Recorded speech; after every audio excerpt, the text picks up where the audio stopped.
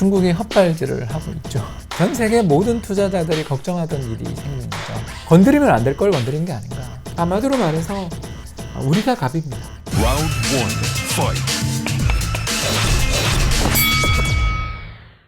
네, 안녕하세요. 박종훈의 경제한방입니다. 이 홍춘욱 이코노미스트와 함께하고 있는데요. 이 저성장으로 일본이 좀 밀려난 상태에서 G2까지 나가면서 중국이 지금 앞서가고 있었는데, 사실 코로나19 이전까지만 해도 또 어떤 느낌이 좀 많았냐면, 야, 이제 우리나라 주력 산업은 전부 다 중국이 따라잡을 거다. 뭐 겨우 격차가 뭐 6개월에서 1년 반 정도밖에 안 난다. 주요 산업 다 큰일 났다. 이런 얘기들이 좀 많았어요. 그래서 과연 중국에 대해서 앞으로 어떻게 봐야 될지 이게 일단 궁금한데, 중국의 추격에 대해서 좀 걱정이 예전보다는 확실히 줄어든 느낌이 들거든요. 예. 그렇죠. 뭐가 변한 건지 이게 좀 궁금합니다. 예, 중국이 헛발질을 하고 있죠. 헛발질. 예, 네. 그러니까 물론 헛발질 한다고 나라 망한다 이렇게까지 허약한 나라는 아니고요. 굉장히 강한 나라죠. 강한 나라인데 이제 드디어 전 세계 모든 투자자들이 걱정하던 일이 생긴 거죠. 일단 사유재산이 예를 들어서 뭐 토지 같은 경우에 임대 시스템이에요. 그래서 토지에 대한 완전한 소유권이 좀 부족한다든가, 더 나가서 이제 여러 기업들에서 보면 반부패 문제들과 연루돼서 갑자기 반성문 쓰고 시장에서 사라지는 분들이 종종 나오잖아요. 그리고 자기 재산을 갑자기 뭐 사회에 헌납하겠다, 국유화하겠다, 뭐 이런 일들이 나오는 걸 보면서 이건 좀 심상치 않구나 그랬었는데, 결국 이제 지난해 연말 문제가 터지고 말았죠. 바로 우리나라로 이야기하자면 네이버 페이에 카카오뱅크를 붙인 것 같은 엔트그룹이라는 어마어마한 회사가 있습니다. 그리고 이게 상장되면 뭐 수백조의 가치를 부여받을 것이라고 생각했었던, 그리고 중국에서 가장 큰 부자인 마윈 회장의 소유였죠. 근데 이제 이 회사가 지금 국유화되는 분위기입니다. 작년 11월 상장 직전에 갑자기 취소가 된 데 이어서 마윈 회장이 수개월 동안 공식 선상에서 얼굴을 보이지 않다가 이제 드디어 최근 들어서서 그 중국 핀테크 기업인 엔트그룹의 사이먼 후 최고 경영자가 사임하고, 더 나아가서 이 회사의 이제 지분 중의 일부가 정부에게 넘어가는.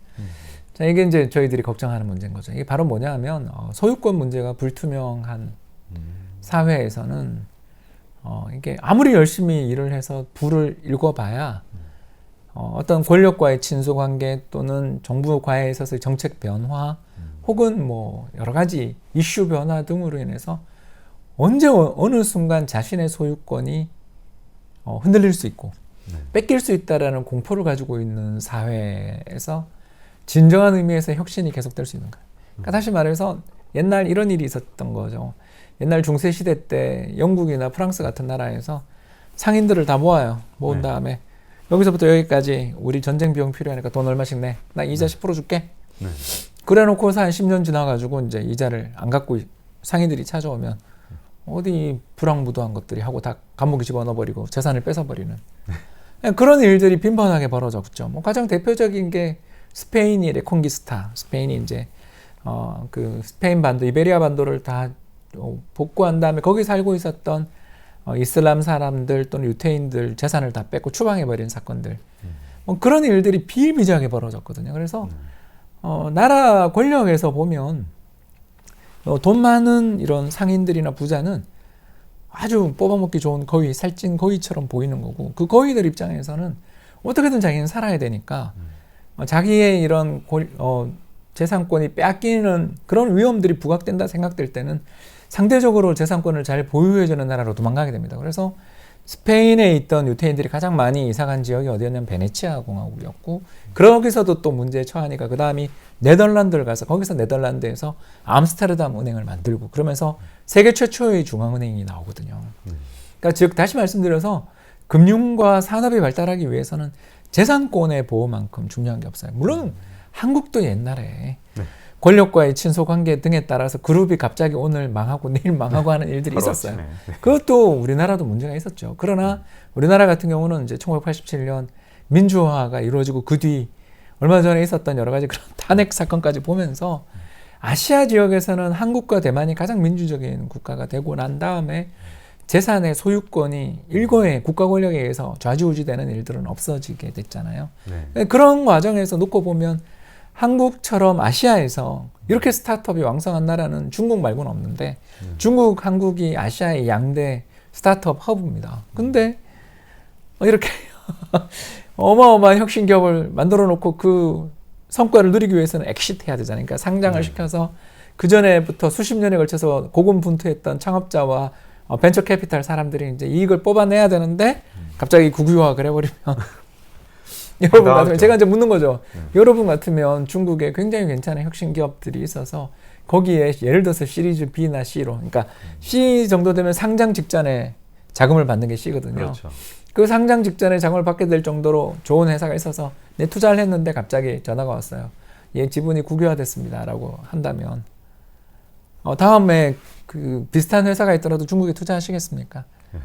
아니, 저는 이 질문을 드리고 싶은 거죠. 아무리 엔트그룹이 마음에 안 들면 법과 제도를 바꿔가지고 엔트그룹에 지금 사업하는 방향이 너 이거 좀 신종 고리 대금업 아니야? 이건 못하게 해. 그리고 또 심사 이런 것들 너무 자의적인 거 아니야? 이런 거는 이제 금융권의 규제를 받도록 해. 뭐 이런 제도를 만들어서 그걸 조정을 시키는 거는 이해가 됩니다만 뭐 그 예를 들어서 구멍가게 갔다라는 등 또는 전당포 금융이라는 말을 해서 찍힌 다음에 이런 일이 벌어진 것처럼 보이는, 이건 좀 서로가 안 좋은 거죠. 결국 혁신 생태계를 만들어내고 앞으로 이렇게 사회가 발전해 나가기 위해서는 사람의 욕망이 굉장히 중요하잖아요. 저는 그걸 인정해야 된다고 보거든요. 나 이거 사업 차려서 큰 부자 될 거야. 그리고 큰 부자가 돼서 내 주변 사람들 다 행복하게 해주고, 그리고 내가 나왔던 학교에도 장학금도 빵빵 주고 나 좋은 일 할 거야 라고 생각하며 창업하시는 분에게 어떤 희망을 낼 수 있는 모델들을 그간 중국이 잘 만들어 오는 것처럼 보였었는데, 결국 이런 어마어마한 역사적 후퇴를 해버리는 걸 보면서 중국이 미중 무역 분쟁에 너무 이렇게 쪼이다 보니까 너무 공격을 당하다 보니까 내부를 단합하고 또 어떻게 보면 우리끼리 좀 잘해보자, 그리고 너무 이렇게 돈 싸움하고 부패 흥청망청하는 거 이거 문제가 있고 이제 우리는 좀 건전한 분위기로 가자. 얼마 전 그 마오타이 주가 폭락한 것도 봤지만 이런 식으로 돌아가려는 그 마음은 이해하나 건드리면 안 될 걸 건드린 게 아닌가, 그런 말씀을 좀 드릴 수 있을 것 같습니다. 근데 이 중국에 대해서 이 위기를 얘기하는 분들이 정말 많았는데 2018년, 19년에는 이 해외에서 뭐 회색 코뿔소에 비유하면서 뭐 3중 위협이 있다 이런 얘기가 있었고, 최근에는 중국의 5중 위협 이제 5개까지 늘었더라고요. 그래서 지금 뭐 중진국 함정도 있고 미국의 견제도 있고 여기에 빈부격차, 인구 감소, 부채 같은 이런 여러 가지 진짜 어마어마하게 많은 문제를 갖고 세상에 이런 엄청난 짐을 갖고 아직도 잘 어쨌든 뛰고 있는 것처럼 보인단 말이죠. 중국의 앞날 위험 요소들 어떻게 될까요, 이제는? 이제 회색 장성이라고 저희가 부르죠.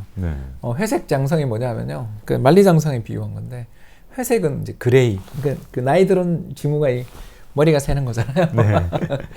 그래서 회색 장성이라는 말이 뭐냐면 고령화에 대한 위협을 이야기하는 거죠. 근데 이제 전 세계적으로 보면 고령화가 가장 빨리 진행된 나라가 일본, 이탈리아, 독일이잖아요. 이 세 나라 모두 그래도 1인당 국민소득 3만 불에서 5만 불에 이르는, 물론 이제 이탈리아는 좀 추락하고 있습니다만, 아무튼 계속적으로 이렇게 1인당 소득 자체가 상당히 높은 나라가 노령화가 진행됐어요. 그렇기 때문에 이 나라들은 그간 쌓여 있는 자산, 그러니까 예를 들어서 뭐 그 스위스나 독일 정도 되는 나라는 한 해 국민들의 소득이 예를 들어서 5만 불이다 그러면 중간값 기준 자산 규모가 25만 불 정도가 되는, 또는 30만 불 정도가 되는, 이런 식으로 상당히 자산의 규모가 연수익의 6배에서 9배 정도까지 상당히 높은 수준들을 유지하게 됩니다. 그래서 연봉의 몇 배에 달하는 자산의 축적들이 쭉 이루어진 나라에서 노령화가 시작되면 그걸 갖다가 자기가 팔아서 또는 저축해서 이자를 받으며 또는 투자를 해서 배당을 받으며 해결해 볼 수 있는 여지가 있죠.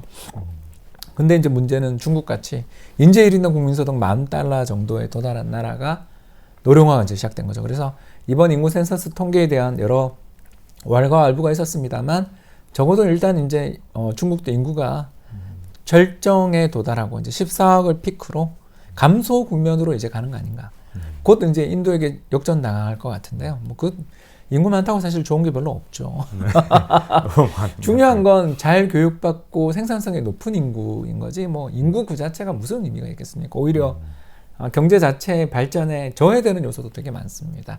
아무튼 중국 이야기를 계속해 나가자면, 이제 중국은 이제 막 중진국에서 선진국으로 도약을 해야 되는 시점인데, 저희들이 흔히들 이야기하는 이제 노동 공급 감소에 따른 중진국 함정이 생기는 거죠. 농촌 지역에 살고 있는 호구, 허커우라고 하는데요.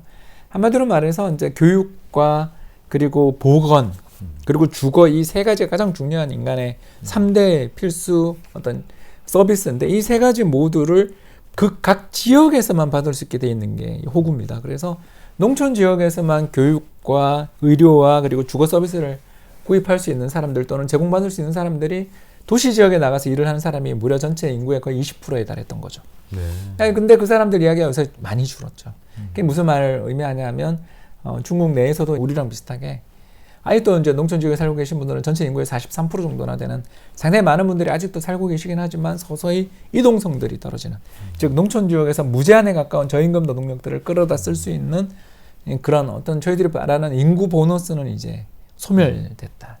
이제 앞으로는 노령화 속에서 부양 비율들이 올라가는 물론 한국도 마찬가지지만 한국은 1인당 국민소득 3만 달러 넘어서는 이탈리아보다 더 잘 사는 나라니까 근데 지금도 준비해 나가고 특히 제가 뭐 몇 번 강조하지만 제발 국민연금 스타일로 자산 배분만 잘 해도 특히 퇴직연금, 개인연금 그렇게 방치하지 말고 조금만 잘 굴리셔도 우리나라 2천만 이 근로자들 세대는 거의 문제없이 노후를 설계해 나갈 수 있는 기회들을 우리가 가질 수 있는 반면에 중국은 이제 좀 부유해지고 있는 중인데 인구 감소하고 노령화 문제들이 가파르게 진행되면 특히 유엔의 전망에 따르면 부양 비율이 2060년에 한 50% 정도 100명이 절반 50명 정도를 부양하는 그런 상황이 초래된다고 합니다. 물론 한국도 이 정도 되겠죠. 그러나 중국 같은 경우는 이제 특히 그 잘못된 한 가구 한 자녀 정책이라는 말도 안 되는 정책을 펼치면서 너무 급격하게 출산 정책을 썼다가 이제 2자녀까지 이제 3자녀까지 허용을 합니다만 이미 우리도 그렇고 다 모든 나라 동아시아 여성들이 굉장히 신중합니다. 출산에 대한 의사결정이. 네. 대단히 신중하고 특히 뭐 꼭 결혼해야 되느냐. 독신으로 내가 내 노후까지 잘 살 수 있다면 굳이 뭐 그렇게 내가 네. 결혼이라는 그 굴레. 그러니까 결혼이 좋은 의미로 보면 능력 있는 두 사람이 같이 살면서 정서적 공감을 얻는 것. 더 나아가서 생산성의 향상이 벌어질 수 있거든요. 시너지를 일으키고. 세 번째는 함께 주거하고 아이를 키워나가는 과정에서 비용을 또 절감하는 이런 세 가지의 아주 큰 긍정적 작용이 있습니다만 이제 나쁜 방향이 뭐냐면 전통의 저는 인습이라고 생각하는데 한국의 결혼 제도가 그러니까 장애물이 너무 많죠. 네. 뭐 마찬가지입니다. 다른 나라 다 마찬가지고요. 그러다 보니 결혼에 골인하기 위해서는 많은 장애를 넘어야 되고 물론 그 많은 장애 덕분에 다른 나라에 비해 이혼율은 낮은 편입니다만 그마저도 올라가고 있죠. 그래서 네. 결혼이라는 제도 자체가 제가 봤을 때 굉장히 낡은 제도가 돼가고 한국적인 결혼 제도는 굉장히 낡은 제도가 돼가고 있는 거고 그리고 중국도 마찬가지인 거고요. 그런 과정에서 이제 앞으로 저출산 흐름은 이게 뭐 출산 정책으로 될 문제가 아니라 결국 사회적 문화를 바꾸고 정부가 강한 인센티브를 어떻게 지급하느냐에 따라 결정될 문제이지 뭐 그냥 제도 바꿔서 3명까지 놔 그러고 놀 것 같지 않은 것 같아요. 네. 이런 면에서 놓고 보면 우리가 그래도 중국보다 훨씬 나은 게 우린 그래도 부유해진 다음 노령화가 시작돼서 이제 작년부터 우리가 인구 감소했지만 중국은 이제 1인당 국민소득 1만 달러인데 이제 벌써 감소하면 야, 누가 더 미래가 있냐라고 물을 수 있게 된 거죠. 네. 자, 그래서 원래 이 코로나19 이전에만 해도 중국의 성장률이 자꾸만 뚝뚝 떨어져 가니까 야, 이제 중국도 고성장 끝났네. 이렇게 좀 생각을 했었단 말이죠. 근데 코로나19 이후에 충격을 벗어나는 걸 보면 오히려 코로나19 이전보다 오히려 지금 성장률이 쭉쭉 올라가니 그래도 중국이 아직 잠재력을 좀 갖고 있는 건가 아니면 잠재력 끝나기 전에 이제 불꽃이 마지막으로 타오르는 이런 건가 어느 쪽인지 지금 잘 몰라서 지금 이 가늠을 못 하겠더라고요. 아니, 마지막 불꽃까지는 아니고요. 중국은 굉장히 잘 해 나오다가 헛발질을 한 거죠. 그러니까 저는 자신감이 너무 과잉 아닌가. 그러니까 경제가 아직도 성장할 여력이 충분히 남아 있고 앞으로 미래도 창창한데 너무 자신 내부의 문제에 매달리면서 특히 이제 정권의 여러 문제들, 이슈들, 반부패 문제에 너무 집중한 나머지 성장의 엔진을 이제 꺾으려는 잘못된 시도가 나온 거고 아직은 그래도 희망이 있는 나라라고 저는 보는 게 일단 전체 GDP에서 차지하는 정보통신산업의 비중이 2005년에 14% 정도였는데 최근 얼마냐면 30%가 넘었습니다. 네. 그러니까 우리나라도 이 정도 되잖아요. 그래서 한국과 함께 양대 정보통신 국가죠. 그래서 일단 미래가 창창한 산업에서 중국이 잘하고 있고 제조 2025라는 정책을 통해서 밀어붙이다가 이제 지금 미국과 중국 간의 이런 갈등을 겪고 있는 건 분명한 사실이지만 중국 입장에서 이제 행운이었던 게 바로 전 세계적으로 볼 때 크게 봐서 전기차와 배터리를 비롯한 이쪽 산업이 자율주행까지 이어지는 산업이 갑자기 부각된 것은 중국 입장에서 일생일대의 기회라고 볼 수 있거든요. 제가 편하게 이야기할게요. 기존의 고객들은 전기차 관심 없어요. 야, 그거 해가지고 뭐해. 야, 지금 주유소가 전국에 천지에 다 있고 자동차 산업의 연비도 이렇게까지 좋아져 있는데 뭐 그렇게 전기차 할 필요 있어? 라고 말하는 기존의 고객들을 잡고 있는 기성의 자동차 회사들은 전기차에 대해서 적극적이지 않았죠. 네. 생각해 보시면 전 세계 전기차 랭킹 1위부터 10위 사이에 테슬라 정도. 테슬라도 신생기업이고 그 중간에 보면 벤츠, BMW, 아우디, 토요타, 닛산 어디 있습니까? 그렇죠. GM 정도만 행동을 하고 있고 포드도 없어요. 네. 피아트 뭐 마찬가지고요. 이게 무슨 말이냐면 기존에 잘하던 회사들 입장에서는 자기가 잡고 있는 기존의 고객들이 그득그득 있는데 그 사람들의 니즈가 맞추는 것만 해도 힘들어 죽겠는데 뭘 저걸 새로 해.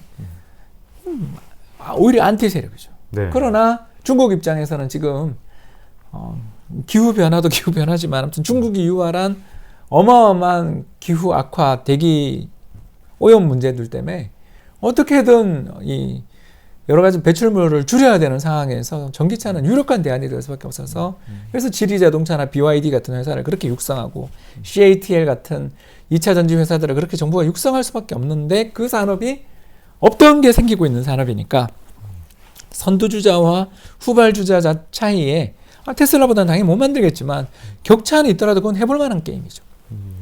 그런 면에서 중국은 이쪽 혁신산업 측면 새롭게 대두되는 뭐 드론도 있을 거고요. 더 나아가서 AI 관련돼 있는 산업들도 있고 아무튼 세계적으로 보았을 때 세계의 기존 플레이어들이 잘하기 어렵고 모두 새로운 시장 참가자가 될 수밖에 없는 산업에서는 중국도 충분히 해볼 만한 게임인 거죠. 그렇기 때문에 미국이 저렇게 미중 무역 분쟁을 일으키면서 반도체 또 각종 이 전기차 관련돼 있는 여러 규제들, 2차 전지 회사들에 대해서 강하게 그렇게 규제하는 이유가 이렇게 새롭게 열리고 있는 거대한 시장에서 중국이 지배적인 사업자가 되는 순간 자기 회사들, 자기네 나라 회사들 어려워지니까 전략적인 차원에서 중국에게 브레이크를 거는 면도 있는 거죠. 즉 미국과 중국 간에 있어서 무역의 불균형 문제, 특히 중국이 기술 도둑질부터 시작해서 각종 여러 가지 문제를 일으켜서 분노를 샀다는 것도 있겠지만 그 뒤에 있는 기본적인 니즈는 미국 산업계 이해도 충분히 들어가 있지 않냐. 그래서 중국이 잘해온 증후죠. 즉 미국이 저렇게 중국을 견제하는 건 중국이 미움을 받게 됐다라는 건 뭐 사실이니까 그거는 넘어가고 그거 플러스 알파 중국이 대부분의 산업에서는 아직도 되게 뒤에 있지만 그 블룸버그가 선정했던 세계 혁신국가 랭킹에서 16위 정도에 불과해요. 상당히 낮죠. 낮지만 미래가 창창한 산업에서는 잘하고 있다라는 점을 견제하려는 목적도 있는 거 보면 중국이 완전 망했다 이렇게 이야기할 수 없지만 잘하다가 왜 저러나 저렇게 특히 저런 신뢰가 필요한 그런 분야에서는 정말 너무 이번에 큰 실수를 한 것 같은데 앞으로 어떻게 되느냐를 좀 더 관심 있게 봐야 되고 또 그래서 이 방송을 하는 것 같습니다. 네. 그래서 지금 더욱더 중국에 아마 투자에 관심이 있으신 분들이 지금 되게 헷갈릴 상황일 것 같아요. 왜냐하면 어쨌든 미국에 이어서 우리나라 사람들이 가장 투자를 두 번째로 많이 하는 나라니까 이 나라에 대해서 관심을 좀 갖고 있는 분들이 그만큼 많다는 얘기인데 특히 미중 무역 전쟁도 굉장히 걱정이 되는데 위안화 강세가 오고 또 이 중국에 대해서 외국인 투자자도 늘고 이런 상황이 그러면 앞으로 계속 될 거라고 보시는지 그럼 중국 투자 해야 될 텐지 궁금해집니다. 뭐 하는 건 좋은데 네. 올인 하지 말자 쪽인 거죠. 그러니까 아까 제가 엔트그룹 이야기 잠깐 했잖아요. 네.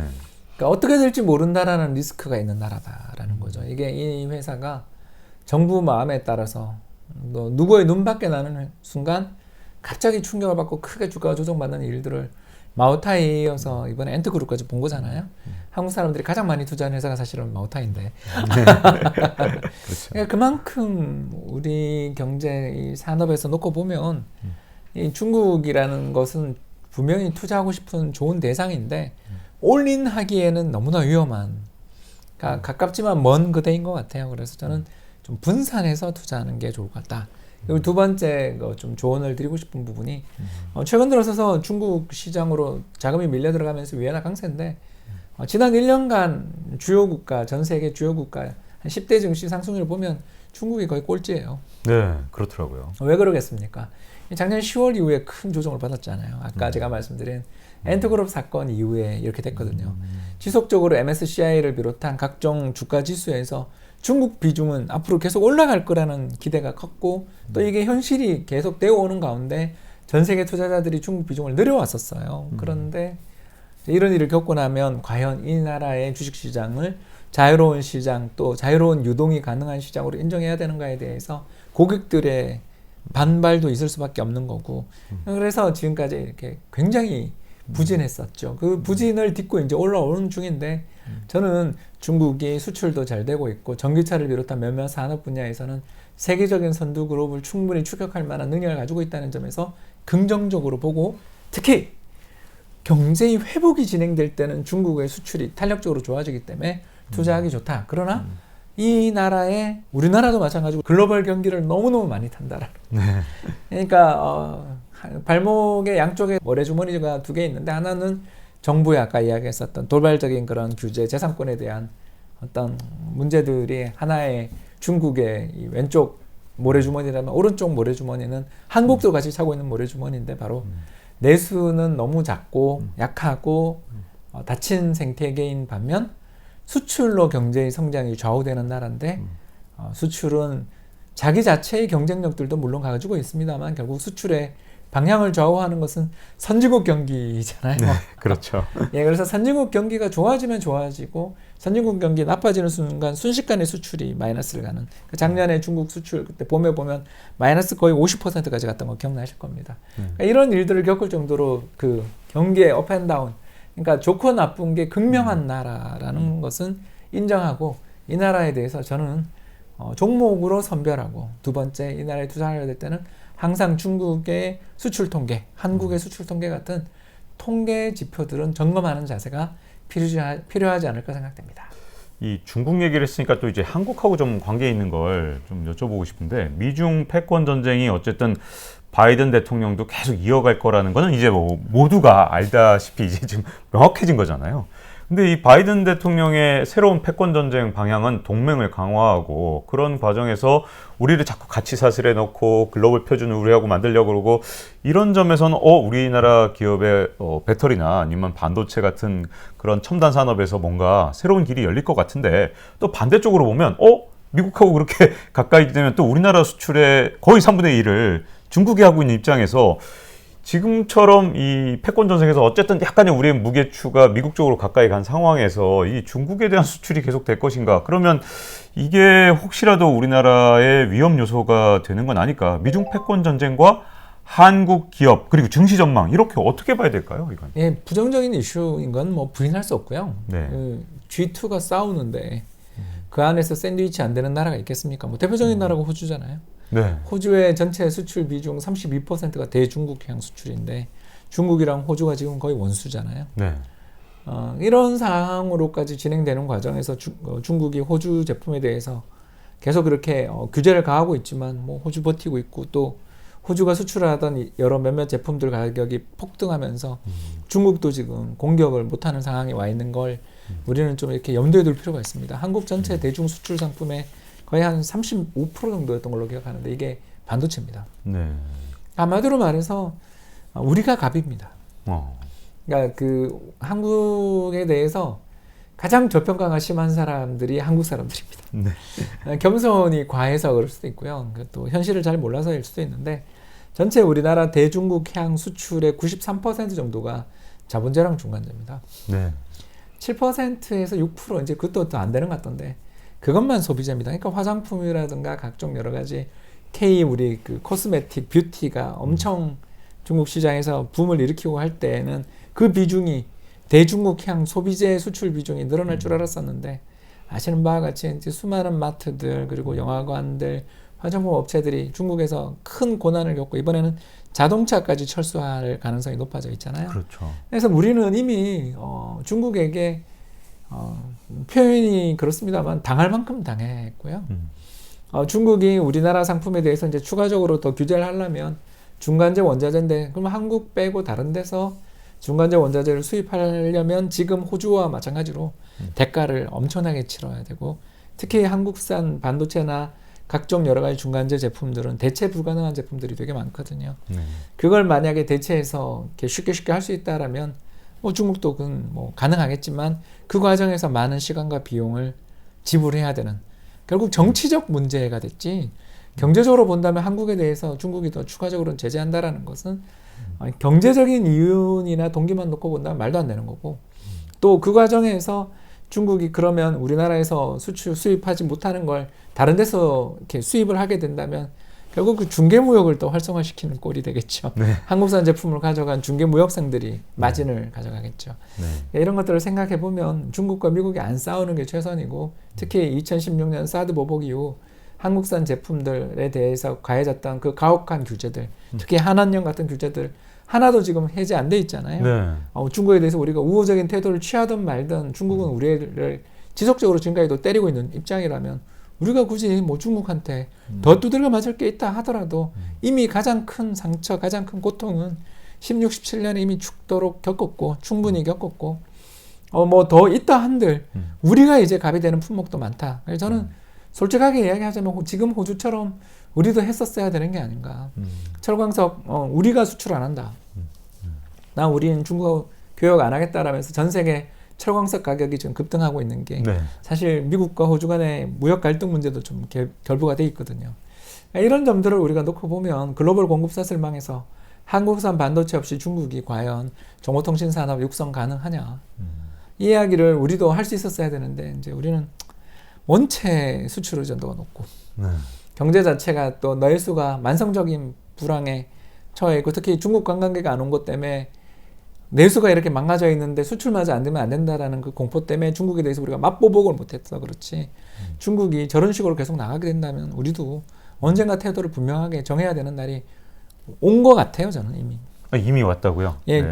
중국이 한국에게 우리 쪽에 서고 우리랑 친하게 지내자고 이야기를 하려면 국가 경제에서는 항상 말만 가지고 하는 나라가 있고 행동으로 하는 나라가 있는데 중국은 2016년 한국을 향해서 그렇게 강한 규제를 가하고 더 나아가서 소국이 대국의 말을 거스르면 되냐 같은 그런 이야기들을 공공연하게 외교관이 그렇게 이야기를 할 정도로 한국인을 어떻게 본다면 좀 무시했었어요. 그래놓고 자기들은 어려워질 때 한국에 대해서 잘 지내보자 또 뭐 미국 쪽에 그렇게 서면 안 된다는 식으로 이야기하는 거는 그거는 죄송한 이야기지만 예의가 없는 짓이다. 물론 대국은 예의 없이도 얼마든지 가능한데 경우에 따라서는 큰 나라도 제가 봐서는 큰 나라도 아닌 것 같습니다만 아무튼 이 큰 나라는 저는 이 관용에 있다고 저는 생각하거든요.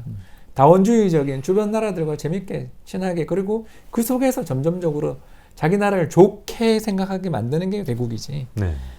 주변 나라들을 끊임없이 자극하고 괴롭히고 규제하고 그리고 자기는 다른 나라의 문화를 자기 거라고 이야기하는 게 그게 무슨 대국입니까? 쇼비니스트지. 네. 국수주의적 민족주의에 들면 들수록 다른 나라와의 사이는 나빠질 뿐인 거고 그런 면에서 보면 한국이 예전 같았으면 한 5년 전으로 시계를 돌려서 자, 미국이 좋아 중국이 좋아 그랬으면 우리나라 사람들이 고민 많이 했을 거예요. 네, 그때 그런데 5년 전에 그랬겠죠. 지금은 중국이 좋아 미국이 좋아 그러면 사람들이 고민할 이유를 못 찾을 것 같거든요. 아주 빠르게 답변. 이렇게 돼버린 세상이 온 거는 물론 뭐 한국 사람들이 부자 됐다고 좀 잘 살게 됐다고 중국 사람들을 기분 나쁘게 했던 면도 있었겠죠. 그러나 국가와 국가 간에 있어서 비즈니스와 서로가 이렇게 중요한 파트너십을 맺고 있는 나라의 사이였는데 그런 식의 일방적인 보복이 두 나라 간에 있어서의 공급 사슬망을 많은 부분 파괴했고 한국 기업들이 십수년에 걸쳐서 중국의 가장 많은 투자 국가였어요. 그렇죠. 이런 중국의 어마어마한 일자리를 만들어준 물론 우리 기업들도 돈을 벌었죠. 서로가 윈윈할 수 있는 그런 어떻게 보면 조화로운 세상을 살아갈 수 있었던 기회들도 있었지만 일단 그거는 그 시대는 이제 끝난 게 아닌가. 우리나라 입장에서는 다른 대안을 찾는 꼭 뭐 중국 가야 되냐 방글라데시나 인도네시아나 베트남 가면 안 되냐 라고 이야기하고 그걸 행동에 옮기는 나라가 이렇게 늘어나는 과정에서 과연 한국이 시안이나 소주에 있는 그 어마어마한 반도체 그리고 가전제품 클러스터에 추가적인 투자를 하고 거기에 수십조의 돈을 더 투자하면서 중국에서 계속적으로 고용을 창출하고 거기다가 여러 가지 부품 회사들과 같이 살아갈 것인지 아니면 미국의 예를 들어서 이렇게 이야기합니다. 그냥 미국의 텍사스에 공장 짓는 게 더 나은 선택인가에 대해서 지금 고민하게 된 거고 이 흐름 자체는 이제 변하기 어렵지 않을까. 수년 안에는 변화는 어렵다라고 보는 쪽입니다. 네. 저 이렇게 이 중국에 대해서 그리고 또 미중 간의 패권 전쟁에 대해서 홍춘욱 이코노미스트를 모시고 좋은 얘기 오늘 정말 많이 들었습니다. 오늘 이렇게 나오셔서 감사합니다. 감사합니다. 네. 네. 자, 잊지 말고 좋아요, 구독 꼭 눌러주시고요. 다음번에 또 뵙겠습니다. 감사합니다. Round one, fight.